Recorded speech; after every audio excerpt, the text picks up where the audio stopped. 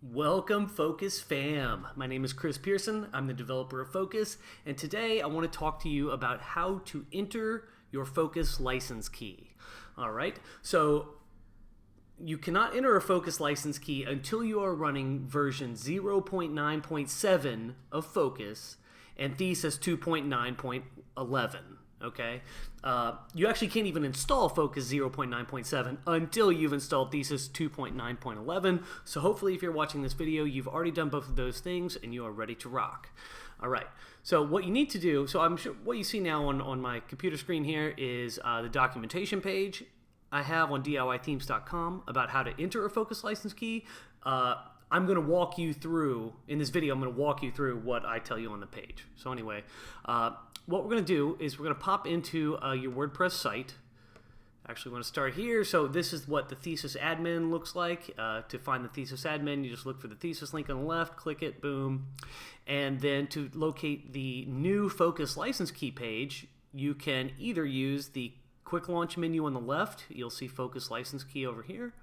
Or you can use the skin menu at the top, and you'll see Focus license key, a Focus license key item there.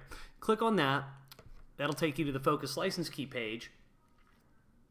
And what you're going to do is you're actually going to copy and paste the number from your DIY Themes account. And what that will look like in your DIY Themes account, you'll see a license box when you log into DIY Themes. You're immediately taken to your My Account page. At the top area of that page, you see your current active licenses that you have with DIY Themes. Focus is going to be there up there at the top. You're either going to have Thesis or Focus or both. What you're going to do is copy your Focus license key, head right back over to the admin, paste it in there, hit save, and then it's going to return back after a second or two with the status of the license key that you entered. If you have entered the proper key, an active key, it will tell you that it's active, when it expires, and how many domains your key has been activated on.